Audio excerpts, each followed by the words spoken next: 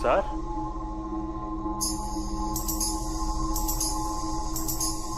रुखसार,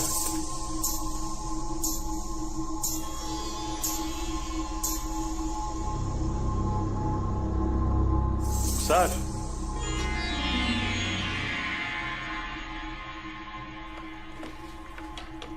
रुखसार,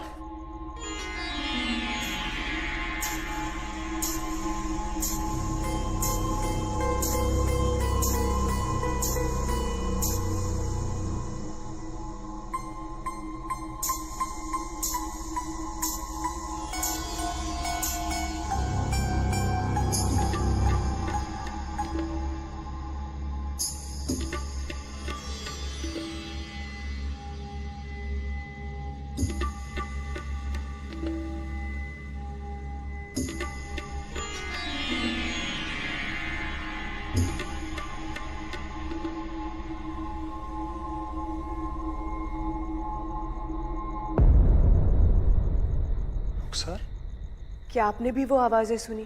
आप यहाँ? तो वो घुंघरू की आवाज, हमें लगा कि आप प्रैक्टिस कर रही हैं।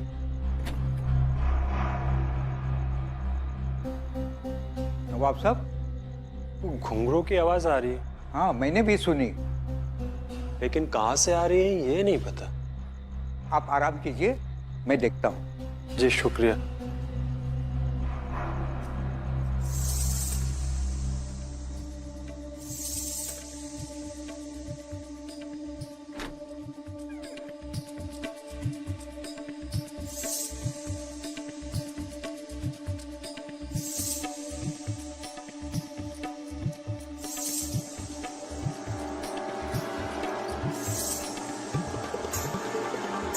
कौन है?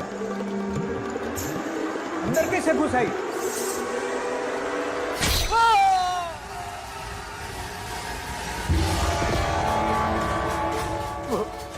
वो सबको मार डालेगी। नवाब साहब,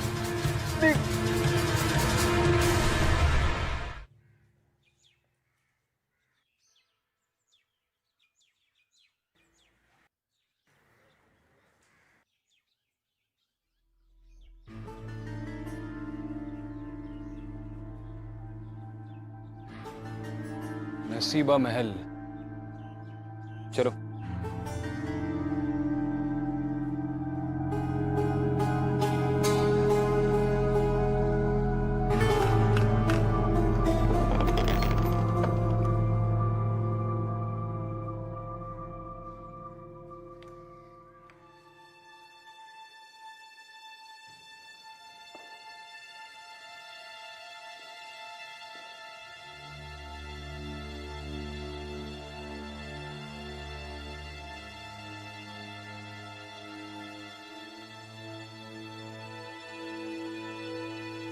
आइए। शफीक अली,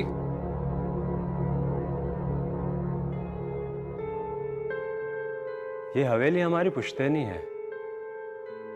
हमारे परदादा नवाब अली मिर्जा साहब इस हवेली से बहुत प्यार करते थे। किसी जमाने में इसकी महफिलें बहुत मशहूर हुआ करती थी। खैर, कुछ साल पहले हमारे अब्बा हमें दुबई ले गए। हम वहीं पे पले बड़े।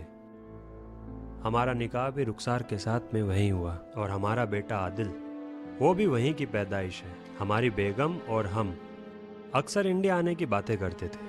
हमारी दादा की डेथ के बाद ये हवेली बंद थी और आदिल भी बड़ा हो रहा था, तो हम दोनों ने सोचा क्यों ना आदिल को कुछ साल इंडिया में बड़ा किया जाए। और इसलिए आप अपनी पुश्तैनी हवेली में रहने के लिए चले आए? जी, इनफैक्ट हम नवाब हैं और हम यहाँ आना भी चाहते थे। इस हवेली को सड़ने से बचाना चाहते थे।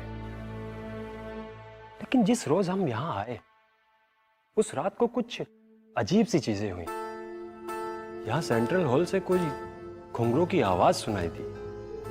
उधर क्या हुआ है ये देखने के लिए हमारा चौकीदार वहां गया तो उसका कत्ल हो गया। हम सब लोग बहुत परेशान हैं। लोग कहानियां बना रहे हैं और इस शहर के सभी लोग बातें कर रहे हैं कि इस हवेली में कोई बुरा साया है। हमारी बेगम एक पल भी यहाँ रहना नहीं चाहती। आप प्लीज दोनों इस मिस्ट्री को सॉल्व कीजिए।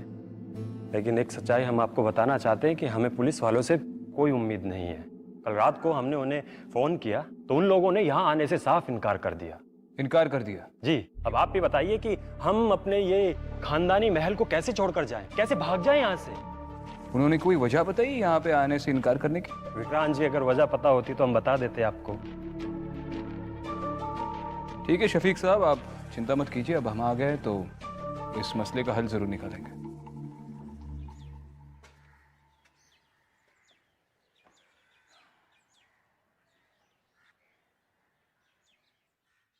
किस सोच में डूब गई मोहतरमा? सोचने वाली बात है। 50 साल से ये हवेली सिर्फ इसलिए बंद पड़ी थी क्योंकि लोगों को लगता है कि यहाँ पे आत्माएं रहती है। पहले इंसानों पे शक करें, आत्माएं तो पिछले 50 सालों से यहाँ पर रह ही रही है, वो कहीं नहीं जाएंगे। शायद कोई इस हवेली पे अपना कब्जा जमाने के लिए ये डर फैला रहा है। वैसे भी ये लोग अचानक दुबई से आकर यहाँ पर बस गए। मुझे लगता है मुझे नवाब की फैमिली से बात करनी चाहिए, स्पेशली उसके बच्चे से। शायद वो कुछ जानता है। अकेली फैमिली है, डरी हुई है, बातचीत कर लो। थोड़ी देर तुम उनके साथ रहोगी तो उन्हें महफूज फील होगा। मैं पुलिस स्टेशन जा रहा हूं, कोई लीड मिलेगा तो कॉल करना।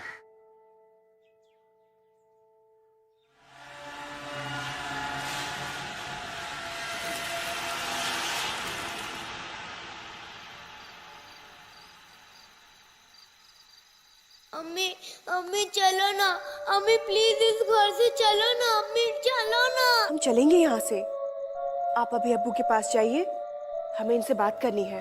हम आते हैं। प्लीज चलो ना अम्मी, यहाँ पर अजीब अजीब आवाजें आती हैं और हम यहाँ पर एक पल भी नहीं रुकेंगे। कैसी आवाजें बेटा, और कहाँ से आती है? पता नहीं, पर आवाजें आती हैं।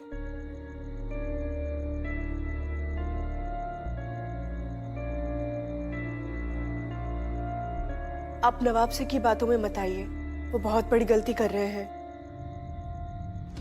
इस हवेली में कुछ है, कोई है, बस हम यहाँ रहना नहीं चाहते। हम इन्हें छोड़ के आते।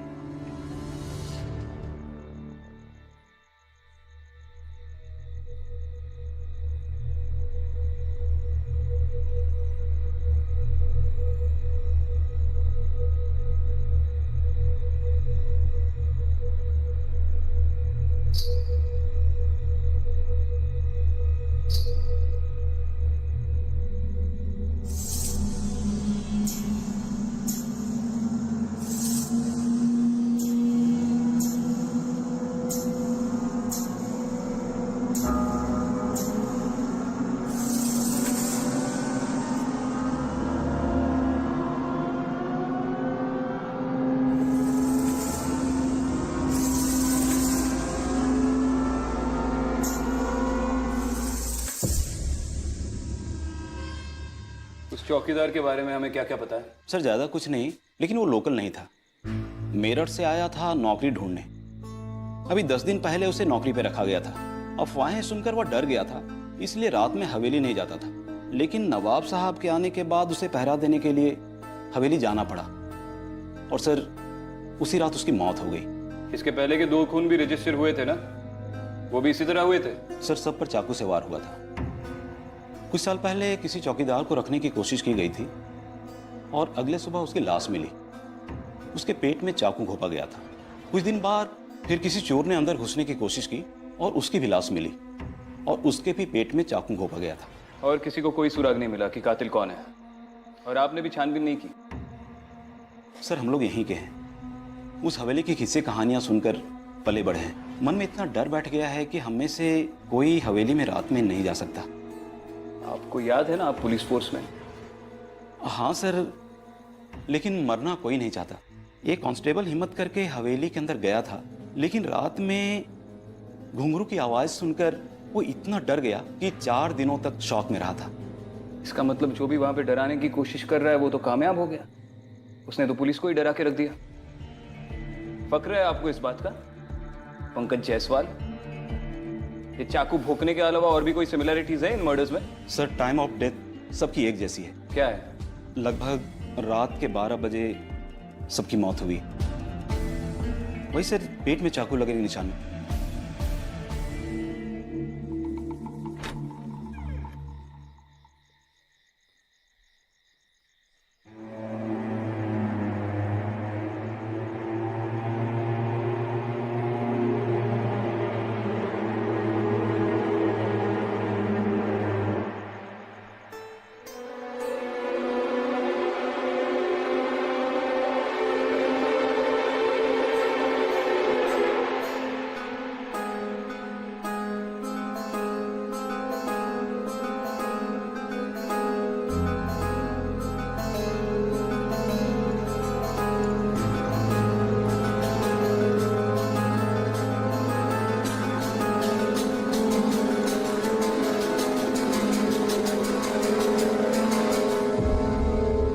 डरो मत, मैं ही हूं।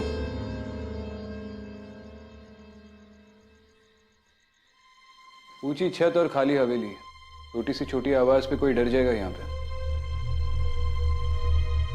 शायद इसी बात का कोई फायदा उठा रहा है बहुत सालों से। तुम पुलिस स्टेशन से इतना जल्दी कैसे आ गए? अरे वो जायसवाल से ज्यादा तो हम ही जान जाएंगे इस हवेली के बारे में, 3-4 चक्कर काटने के बाद।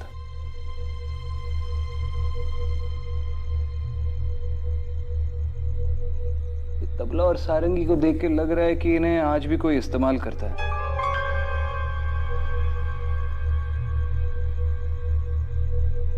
और ये जमीन में फर्क देख रही हो? हाँ, सिर्फ इसी हिस्से में धूल मिट्टी नहीं है। ऐसा लगता है जैसे यहाँ पे आके कोई नाचता है।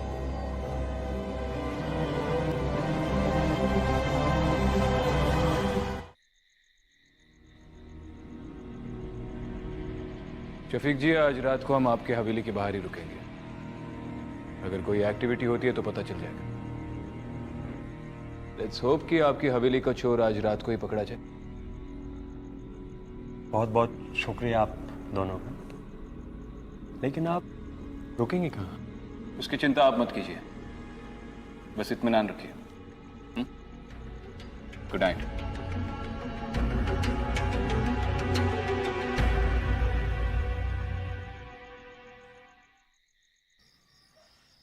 तो क्या लगता है तुम्हें, इन सब के पीछे कौन होगा?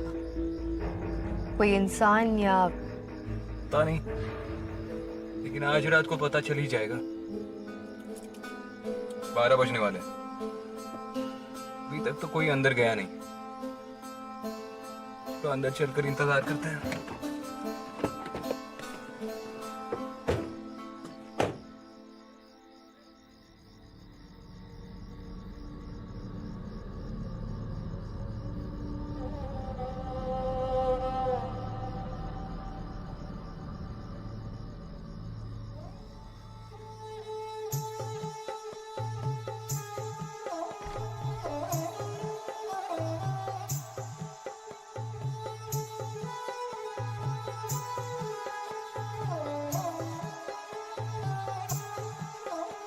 ये कैसे हो सकता है?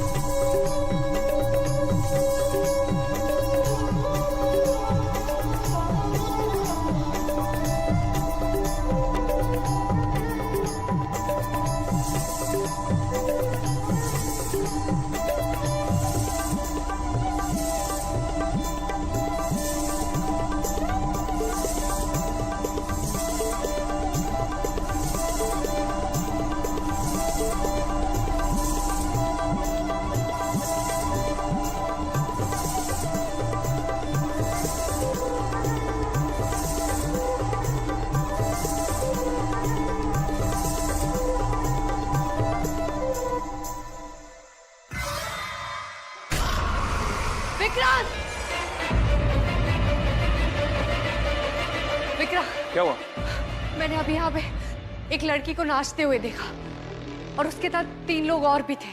कहाँ अंदर? हाँ।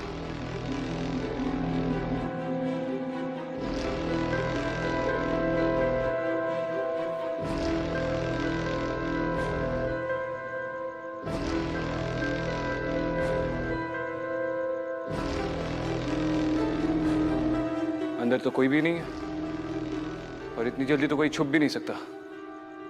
विक्रांत वो इंसान नहीं थे, वो आत्माएं थी।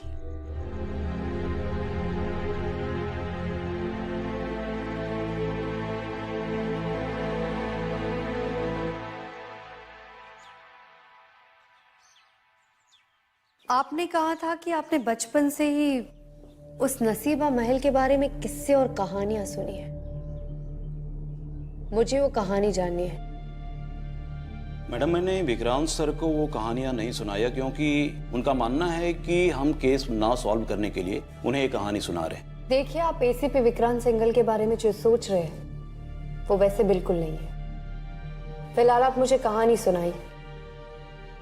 अगर इस कहानी का नसीबा महल से कोई संबंध है तो मेरा ये कहानी जानना बहुत जरूरी है। मैडम, ये कोई लगभग 50 साल पुरानी कहानी है।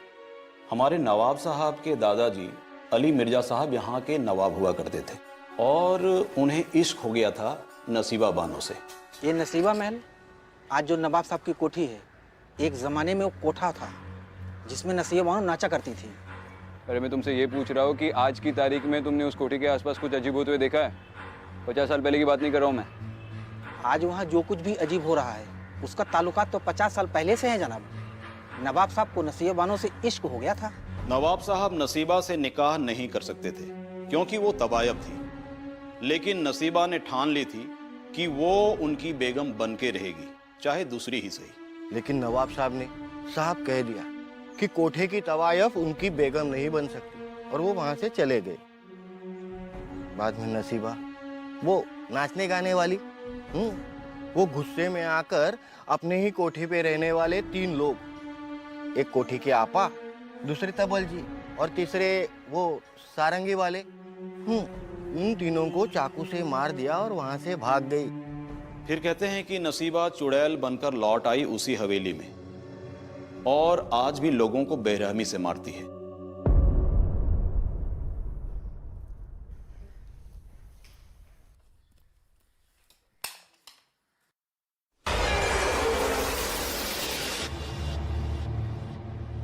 अम्मी, कहाँ हैं आप?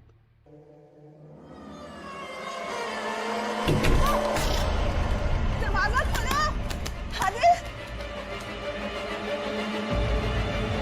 आदिल।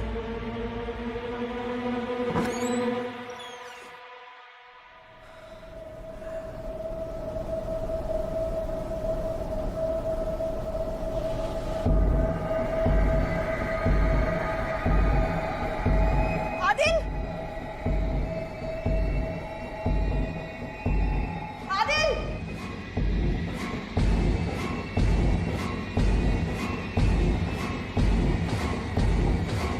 आदिल,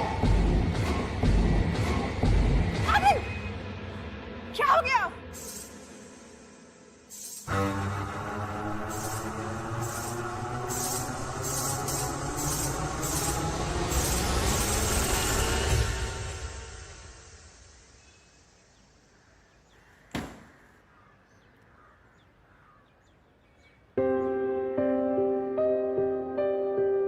शफीक भाई, आप हवेली छोड़कर जा रहे हैं? हाँ, वो बेगम और आदिल की सेहत के लिए एटलीस्ट कुछ समय के लिए तो जाना ही पड़ेगा। देखिए शफीक भाई, मेरी शहर में बहुत से लोगों से बात हुई, सिर्फ डरावने किस्से और कहानियां सुनने को मिली, सारी अफवाहें। देखिए, उन आवाज़ों को हमने अपने कानों से सुना है। हमारी बेगम और आदिल ने बहुत कुछ सहा है और उस चौकीदार को भी अपनी आंखों से मरते हुए देखा है। एटलीस्ट उसे एक वहम कहकर हमारी तौहीन तो मत कीजिए। बिल्कुल नहीं, मेरा वो मतलब नहीं था।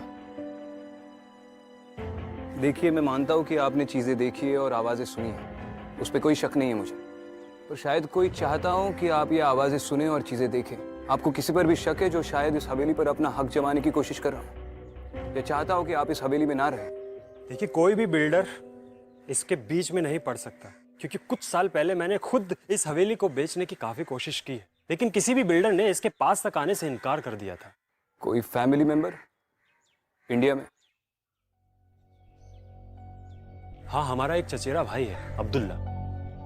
हम तीनों के अलावा हमारे खानदान में बस वही एक बाकी है।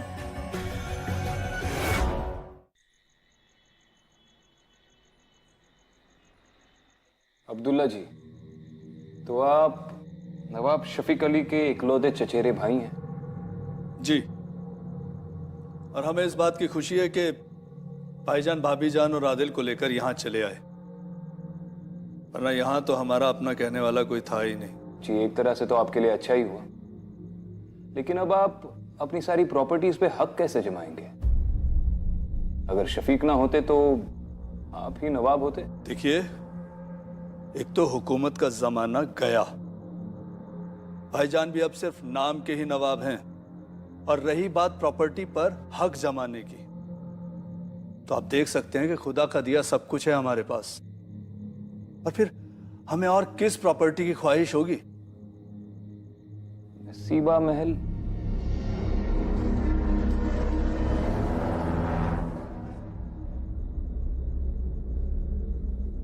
देखिए, उस हवेली से हम कोसों दूर रहते हैं। जिस घर पर पहले से ही चुड़ैल का साया हो, भला कोई उसकी ख्वाहिश क्यों करेगा? आप हमें अकल से पैदल समझते हैं क्या? बिल्कुल नहीं। मगर आप भी औरों की तरह यही मानते हैं कि उस हवेली पर किसी चुड़ैल का साया है? हुजूर, जो हमने देखा है, अगर आप देखते तो आप भी यही कहते। अच्छा, मतलब आपने उस चुड़ैल को देखा है? जी,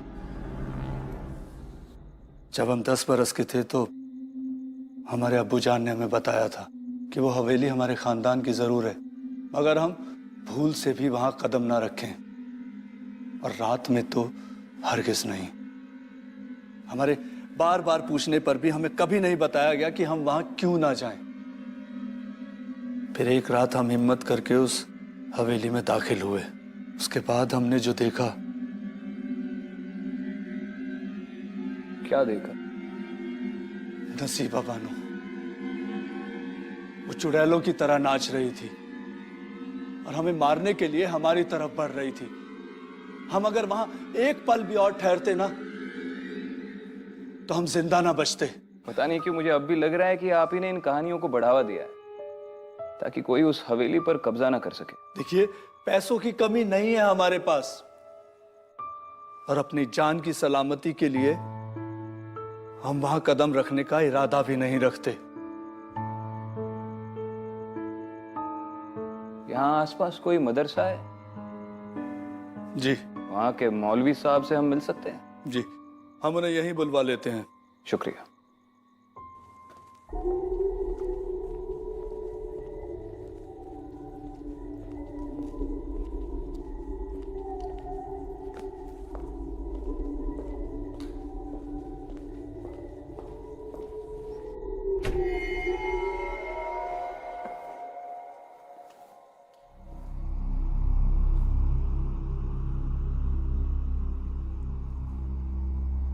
मिस्टर शफीक,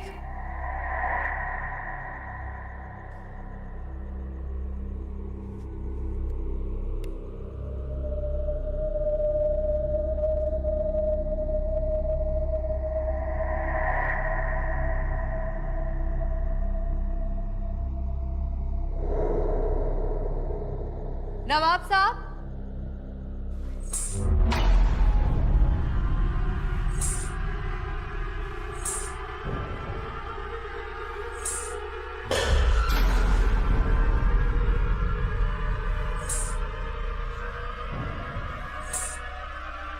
कौन हो तुम? क्या चाहती हो तुम?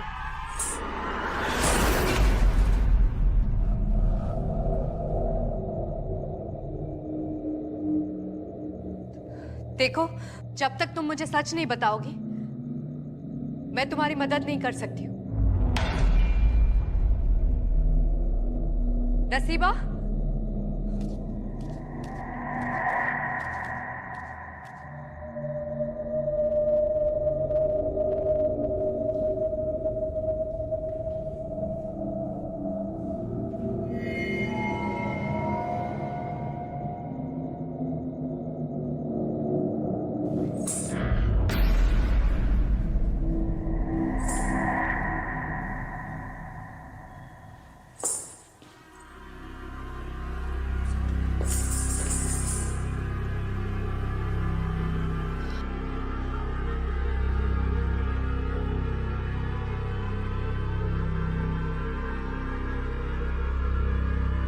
देखो, मैं तुम्हारी मदद कर सकती हूँ।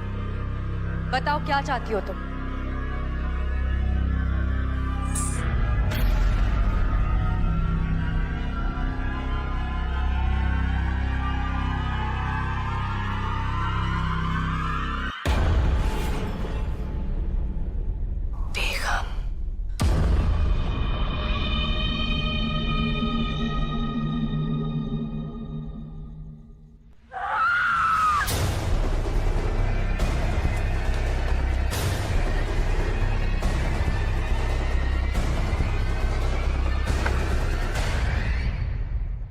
मौलवी जी, हमारे बुलाने पे आप आए, इसके लिए शुक्रिया। जी बहुत शुक्रिया। कहिए क्या खिदमत कर सकता हूँ मैं आपकी? जी, मैंने शहर में बहुत से लोगों से नसीबा बानो के बारे में किस्से सुने, लेकिन वो सब लोग तो वही बोल रहे हैं जो वो सालों से सुनते आ रहे हैं। कम से कम आप तो हकीकत जानते होंगे कि 50 साल पहले क्या हुआ था। देखिए, अगर लोग कह रहे हैं कि नवाब साहब को नसीबा से इश्क हो गया था तो बेशक ये सच है, और अगर वो ये कहते हैं कि नसीबा को भी नवाब साहब से मोहब्बत हो गई थी तो बेशक ये भी सच है। अरे भाई, भरी महफिल में नवाब साहब ने अपनी शाही अंगूठी नसीबा को पहनाई थी और ऐलान किया था कि वो उससे निकाह करने वाले हैं। नसीबा फूले नहीं समा रही थी, वो कहती फिरती थी कि नवाब साहब मेरे होने वाले शोहर हैं। हाँ, मगर लोग तो कहते हैं कि ये सब अफवाहें हैं, ये सब बकवास है। नसीबा तो यहां तक लोगों से कहती थी कि मैं छोटी बेगम बनने वाली हूं। मैं छोटी बेगम हूं और इसीलिए नवाब साहब ने उस महल का नाम नसीबा महल रखा था। लेकिन अगर वो इतनी खुश थी तो 3 लोगों को मारकर फरार क्यों हो गई? बरसों से मैं खुद इस सवाल का जवाब ढूंढ रहा हूं कि नसीबा को अगर नवाब साहब से कोई रंजिश थी तो वो उनका कत्ल कर सकती थी, उनको मार सकती थी, लेकिन नसीबा ने ऐसा नहीं किया। मगर बदकिस्मती की बात यह है कि साल भर के अंदर अंदर इस वाक़े के बाद नवाब साहब का इंतकाल हो गया। शायद वो ये सदमा बर्दाश्त नहीं कर सके। मौलवी जी, ये तो मैं भी जानता हूं कि नसीबा बानो कोई चुड़ैल नहीं है, लेकिन ताज्जुब इस बात का है कि इतना सब कुछ जानते हुए भी आपने ये सब किसी को बताना ठीक नहीं समझा। देखिए, लोगों को दरअसल हकीकत से ज्यादा किस्से कहानियों का जायका पसंद है और मैंने बताने की कोशिश की, मगर किसी ने मेरी बात पर कान नहीं धरा तो भला मेरा क्या कसूर है इसमें? शुक्रिया मौलवी जी। जी।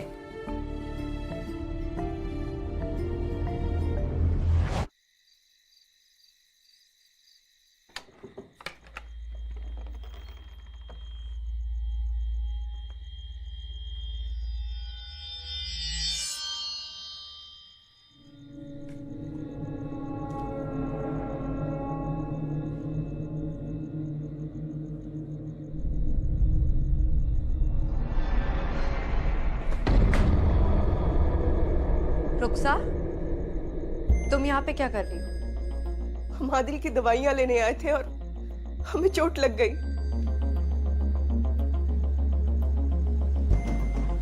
या खुदा, ये क्या हुआ? इस हवेली में रहना खतरे से खाली नहीं है। तुम लोगों को यहाँ से निकलना होगा। चलिए आइए। चलो जल्दी से।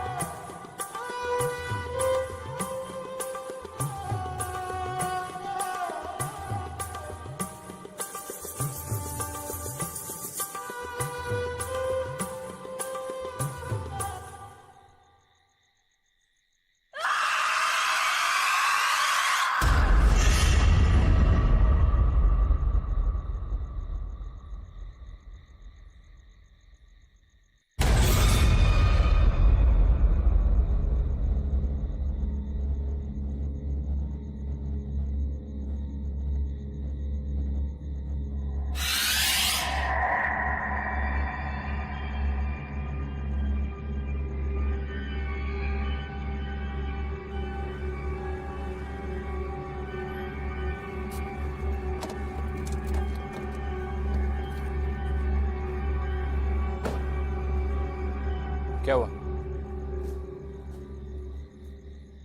उस रात उस कमरे में मैंने जो देखा था वही आज मैंने फिर से देखा। हर रात उस कमरे में उसी पल को दोहराया जा रहा है। मतलब? विक्रांत, मुझे लगता है कि नसीबा के कोठे में जो 3 लोग मरे थे उसमें और नसीबा के गायब होने में नवाब साहब का हाथ है। ये तुम कैसे कह सकती हो? मैंने तुमसे कहा था ना, उस रात नसीबा मेरी तरफ भाग के आ रही थी, लेकिन उसने मुझे तो देखा ही नहीं। वो उनकी तरफ भाग के जा रही थी जो उस वक्त दरवाजे पे खड़े थे, नवाब साहब। तुमने नवाब साहब को पहचाना कैसे? ठीक से देख नहीं पाई, चेहरा तो बिल्कुल नहीं देखा,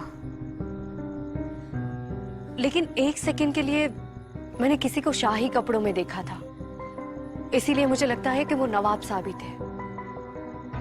और ये नवाब साहब को हम एविडेंस में कैसे पेश करेंगे? पूछ रहा हूं। विक्रांत, प्लीज मेरी थ्योरी पे भरोसा कर। मजाक कर रहा हूं। मुझे वापस हवेली में जाना होगा।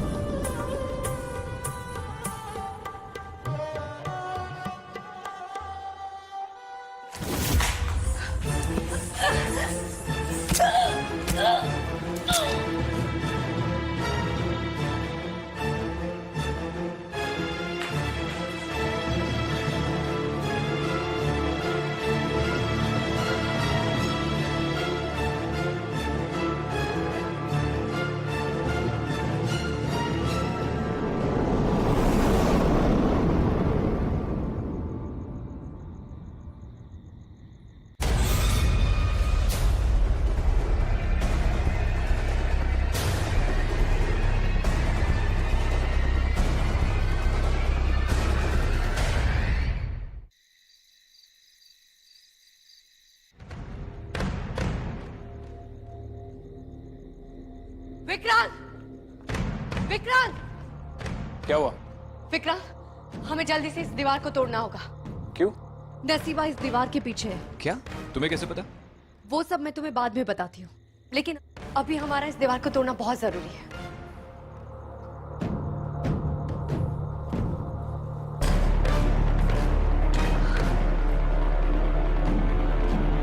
पीछे हटो।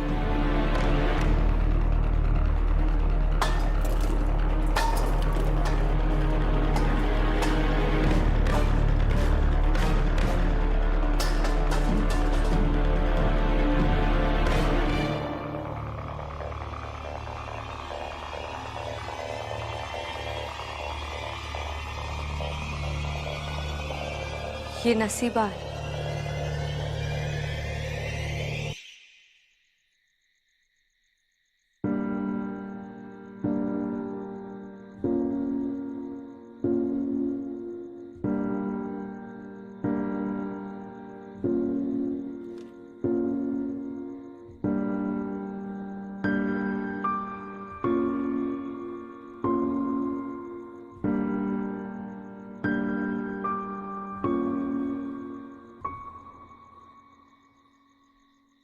नसीबा के उस कंकाल को हवेली के पीछे क्यों दफनाया आपने?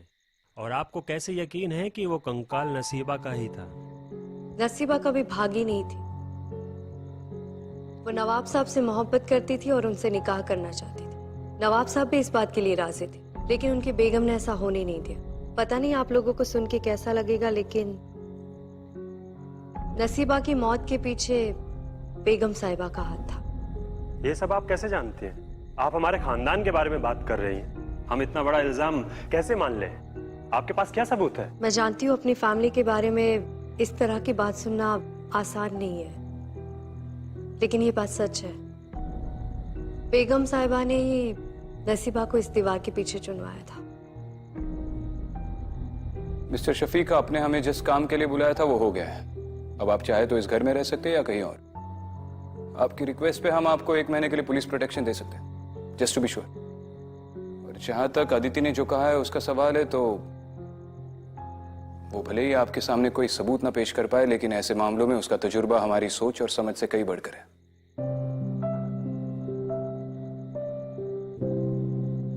आई थिंक ये लोग सही कह रहे हैं, हमें यहाँ से चले जाना चाहिए। आदिल बहुत डर गया। मानना या ना मानना आपकी मर्जी है, ख्याल रखिए।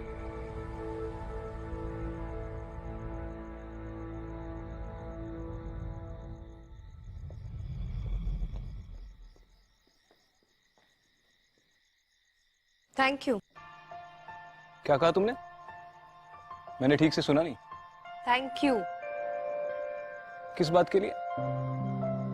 अंदर तुमने मेरी इतनी तारीफ शो की। तारीफ सिर्फ नाम के लिए नहीं की अदिति, जो भी कहा सच कहा। तुम्ही ने ये पता लगाया कि नसीबा को बेगम ने मारा था, और तुमने ये भी पता लगाया कि नसीबा एग्जैक्टली किस दीवार के पीछे चुनवाई गई थी। अब जब सभी काम तुमने किया है तो क्रेडिट तो बनता है।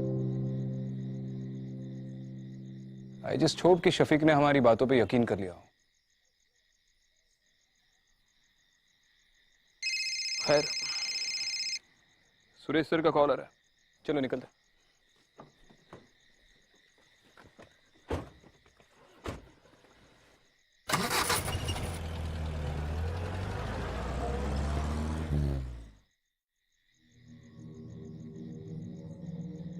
चले।